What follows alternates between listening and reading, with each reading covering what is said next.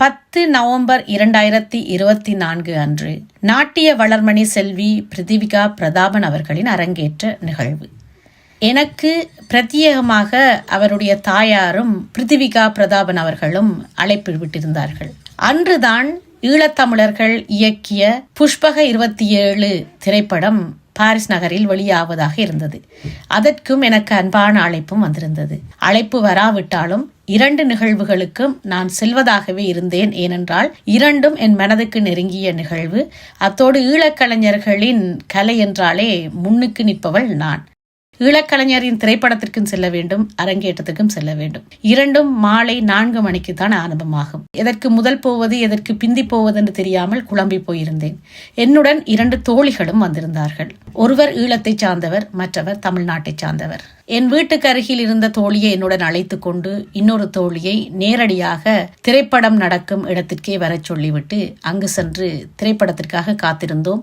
4 மணிக்கு வெளியிட வேண்டிய திரைப்படம் பார்வையாளர்களின் வருகை குறைவாக இருந்ததால் 4:30 மணி ஆகிவிட்டது. சரி, படத்தை பார்த்துவிட்டு ஓடி விடுவோம் அரங்கேற்றத்திற்கு என்று இருந்த பொழுது படம் பார்த்த பின் விமர்சனங்களை கேட்டுக்கொண்டிருந்தார்கள் யூடியூப் சேனல்காரர்கள். அவர்களில் ஓரிருவருக்கு மட்டும் என்னுடைய கருத்தை பரிமாறிக்கொண்டு சிற்றுந்தில் வேகமாக விரைந்து சென்றோம் அரங்கத்தை நோக்கி. மனதில் ஒரு கவலை. எத்தனை நடனங்களை நாங்கள் மிஸ் பண்ணி விட்டிருப்போம் என்ற பயத்தில் ஓடிச் சென்று சிற்றுந்தை எப்படி நிறுத்தினோம் என்று தெரியாது மண்டபத்திற்குள் நுழைந்து சென்றோம். வாயிலில் பிருத்திவிகாவின் அழகிய புகைப்படங்கள் பேனர்களாக அடிக்கப்பட்டு எங்களை வரவேற்றது. இன்னொரு புறம் அரங்க நாயகியை பற்றிய செய்தியும் நிகழ்ச்சி நிரலையும் அடித்த அழகான இதழ் எங்களை வரவேற்க அதை கையில் எடுத்து பிரமிப்புடன் பார்த்தோம். நிச்சயமாக நீங்களும் அதை பார்த்திருந்தால் பிரமிப்படைந்திருப்பீர்கள். அப்படியான கலைவண்ணத்தோடு செய்யப்பட்ட ஒரு இதழ் தான் அது. அது ஒரு இதழ் என்றதை விட ஒரு ஆல்பம் என்று கூட சொல்லலாம். இதை இத்தனை விலைக்கு செய்ய வேண்டுமா என்ற ஒரு கேள்வி எனக்குள் இருந்தது. அவரவர் செலவு, அவரவர் விருப்பம். அதனால் நோ கமெண்ட்ஸ். மண்டபத்திற்குள் நுழைந்தால் இருக்கைகள் இல்லை போலே என்று நாங்கள் திண்டாடி கொண்டிருந்த போது எங்களுக்காக 3 இருக்கைகள் ஒரு ஓரமாக இருந்தது. நிகழ்ச்சியை பார்த்தால் பதவர்ணம் ஆரம்பமாகி அரை மணி நேரம் ஆகிவிட்டது என்று புரிந்து கொண்டோம்.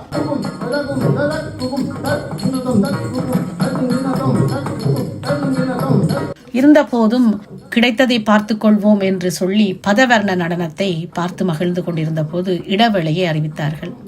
இடைவேளைக்கு சென்றால் ஆஹா, சிற்றுண்டி அல்ல, அது இரவு உணவு போலவே அன்பாக வரவேற்று உணவு கொடுத்தார்கள். சிற்றுண்டியை அருந்திய பின் என்னுடைய தோழி ஒருத்தி ஒரு அறிவுரை கூறினாள்.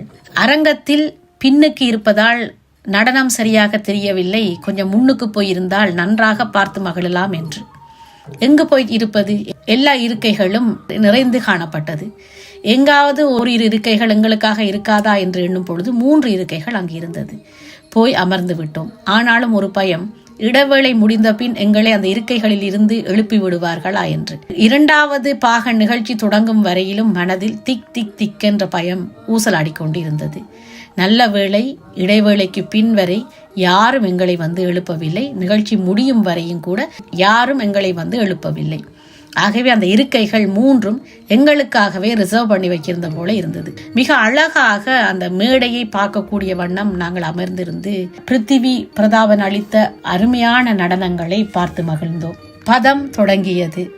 தேஷ் ராகத்தில் ஆதிதாளத்தில் கண்ணனை அழைத்து வாடி சகியே என பிருத்திவியே பாடி ஆடியது போல அபிநயங்களும் முகபாவங்களும் நளினங்களும் அற்புதமாக இருந்தது. இதை பார்க்க 1000 கண்கள் வேண்டும் என்று தோன்றும் அளவுக்கு அந்த நடன காட்சி அமைப்பு அமைக்கப்பட்டிருந்தது.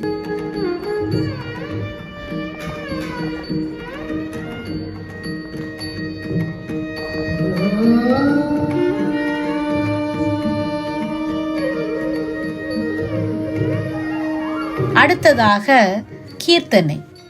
ஸ்ரீ ராகத்தில் ஆதி தாளத்தில் மீனாட்சி ஊஞ்சல் ஆயிரங்காள் மண்டபத்தில் என்று பதம் ஆடும் பொழுது ஆண்டாளாக அபிநயம் பிடித்தவர் கீர்த்தனை ஆடும் பொழுது மீனாட்சியாக மாறியது பெருமாச்சரியம்தான். இப்படியான நடன கலைஞர்கள், நடன குழந்தைகள் எங்களுடைய இனத்தில், தமிழர் இனத்தில் இருக்கிறார்கள் என்பது எமக்கு பெருமைதான்.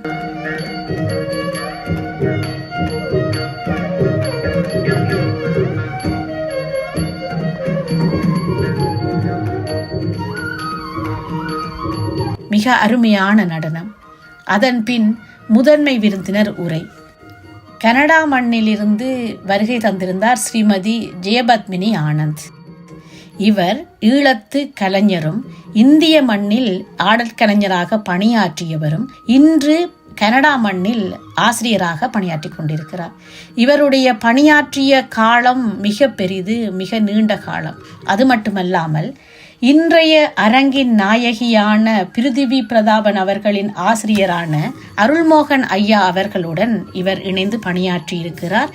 இணைந்து பணியாற்றியவர் என்பதை விட அருள்மோகன் ஐயா அவர்களுக்கு ஒரு தமக்கியராகவே இருந்து வருகிறார். அப்படியான ஒரு சிறப்பான கலைஞர் இந்நிகழ்வுக்கு பிரதம விருந்தினராக வந்திருப்பது சிறப்பு. அது மட்டுமல்லாமல் மனம் விட்டு அழகாக பேசினார். தன் மனதில் தோன்றியதை இயல்பாக பேசினார் அந்த பெரும் கலைஞர் ஸ்ரீமதி ஜெயபத்மினி ஆனந்த். இப்போ 27வது அரங்கேற்றம் வந்திருக்கிறது.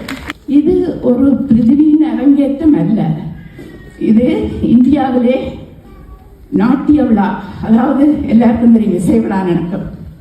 அந்த இசை விழாவே முக்கிய பிரமுகர்கள் அங்கே ஆடுவார்கள். உதாரணத்துக்கு டாக்டர் பத்மா சுப்பிரமணியம் அம்மையார் அவர்கள், சித்ரா விஸ்வேஸ்வரன் அம்மையார்கள், சோபனா, இப்படி அவர்களுக்கு ஈடாக இந்த குழந்தை கேட்கணும். இது இந்த அரங்கேற்றம்.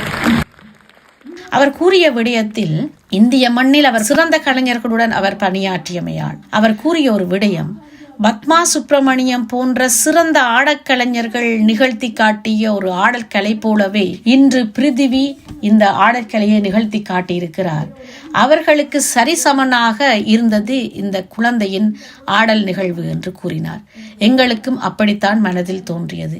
அது மட்டுமல்லாமல் அரங்கேற்ற ஆசிரியரான அருள்மோகன் ஐயாவை பற்றி எமக்கு தெரியாத பல விடயங்களை எடுத்துரைத்தார்.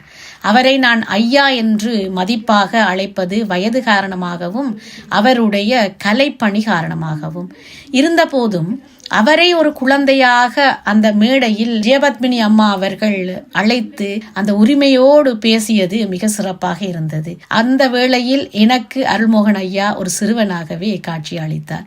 இப்படி சிறுவனாக இருப்பவர் தான் இந்த அரங்கேற்றத்திற்கு நாயகனா என்ற பொழுது இன்னும் எனக்கு பெருமையாக இருந்தது. அவரோடு பணியாற்ற சில தருணங்கள் எனக்கும் கிடைக்க பெற்றதை நினைத்து நான் பெருமைப்பட்டேன். முதன்மை விருந்தினர் உரையை தொடர்ந்து பஜன் பஹாடி ராகத்தில் ஆதி தாளத்தில் ஹே சிவசங்கர நடராஜா என்னும் பஜனை ஆடிக்காட்டி எங்களை மகிழ்வித்தார் நாயகி.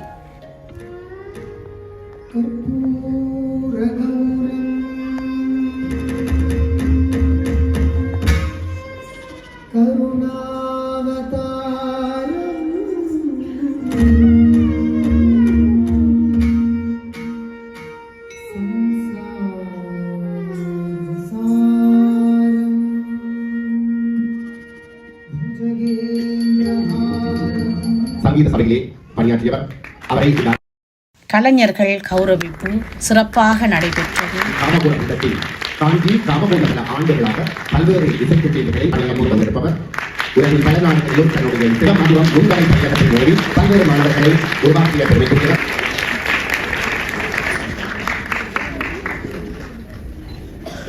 கலைஞர்கள் கௌரவிப்பை தொடர்ந்து பிருந்தாவணி ராகத்தில் ஆதி தாளத்தில் அமைந்த தில்லானா, இதையும் அருள்மோகன் ஐயா அவர்களே வடிவமைத்திருந்தார். மிக சிறப்பான தில்லானா. எந்த ஒரு பிழையையும் கண்டுபிடிக்க முடியாத அளவுக்கு செல்வி பிருதிவி அந்த நடனத்தை ஆடி காட்டியிருந்தார்.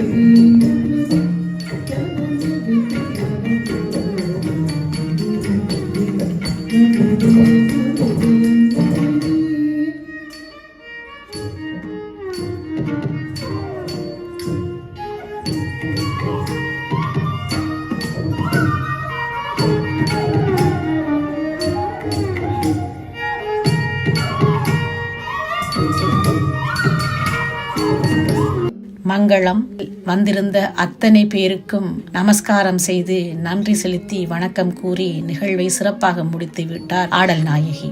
அவரை தொடர்ந்து அவருடைய தாயார், வந்திருந்தவர்கள், உதவியவர்கள், வாழ்த்து சொன்னவர்கள் என்று அத்தனை பேருக்கும் நன்றி உரை கூறி முடிய நிகழ்வு சிறப்பாக நிறைவேறியது. அங்கு வந்திருந்த அத்தனை பேரும் செல்வி பிரிதிவி பிரதாபன் அவர்களை பாராட்டி வாழ்த்தி புகைப்படங்கள் எடுத்துக்கொண்டு ஒரு அழகான ஒரு நிகழ்வாக, ஒரு குடும்ப நிகழ்வாக அந்த நிகழ்வு நடந்தேறியது. சிறப்பு. அவசரம் எதுவும் இல்லை, ஆறுதலாகவே வந்திருந்தவர்களின் வாழ்த்து செய்திகள் கிடைக்கப் பெற்றன. பிரிதிவி வாழ்த்து மழையில் நனைந்து கொண்டிருந்தார். நாங்களும் அவரை வாழ்த்தி விட்டு வாயிலில் வந்து அவருக்காக ஒரு வாழ்த்து காணொளியையும் செய்துவிட்டு வீடு திரும்பினோம். உண்மையிலேயே ஒரு நிறைவான அரங்கேற்றம். என்னோடு வந்த தோழிகள் இருவரும் புகழ்ந்து தள்ளிவிட்டார்கள். அதில் நான் சொன்னது போல தமிழ்நாட்டில் இருந்து இன்று பிரான்ஸ் மண்ணில் வாழ்ந்து கொண்டிருக்கும் தோழி அவர் காணும் முதல் அரங்கேற்றம் இதுதான் என்றும், இப்படி அழகாக ஆடக்கூடிய குழந்தைகளை பார்க்கும் போது கண்களில் நீர் சொட்டுகிறது என்று கூறினார். எனக்கும் கூட கண்களில் நீர் வந்தது. அது ஆனந்த கண்ணீராகவே இருந்தது. இதில் பெருமையான விடயம் என்னவென்றால், செல்வி பிரிதிவி பிரதாபன் அவர்களின் நடன ஆசிரியர் செல்வி பிரிதிவி பிரதாபன் அவர்களின் தாய்மாமன். தாய்மாமனிடமே நடனம் கற்று தாய்மாமனுடன் அரங்கமேறி இந்த அரங்கேற்றத்தை நடத்தி முடித்திருக்கிறார்கள் இருவரும். ஒரு குடும்பத்தில் இருந்து மாமன் மருமகள் இருவரும் நடத்திய ஒரு அற்புதமான கலை நிகழ்ச்சி தான் இது. அவருக்கு நன்றி கூறிய பிரித்திவி, உங்களை மாமா என்று அழைப்பதா ஆசிரியர் என்று அழைப்பதா என்று சிறுவயதில் என் அம்மாவிடம் குழப்பமான ஒரு கேள்வியை கேட்டேன் என்று சொல்லி அவருடைய குறும்புத்தனத்தை தெரிவித்திருந்தார். வாழ்த்து செய்தியிலையும் தாய்மாமனை புகழ்ந்து பாடியிருந்தார். உங்களை நான் ஒரு தெய்வமாக காண்கிறேன் என்று. எங்களுக்கும் அன்று அருள்மோகன் ஐயா அவர்கள் ஒரு கலை தெய்வமாகத்தான் காட்சி அளித்தார். காரணம், ஒரு ஆண்மகனாக இருந்து பரதக்கலையை கற்று இன்று புலம்பெயர்ந்து வந்து பாரிஸ் நகரில் எத்தனையோ ஆடல் கலைஞர்கள் இருக்கும் மத்தியில் தன்னுடைய கலையை திறமையை நிரூபித்து 27வது அரங்கேற்றமாக இந்த நிகழ்வை நடத்தி காட்டியிருக்கிறார். அவரை வாழ்த்த எனக்கு வயதில்லை, ஆகவே வணங்குகிறேன். உங்களிடமிருந்து விடைபெறுகிறேன். நன்றி பிரியாளர்.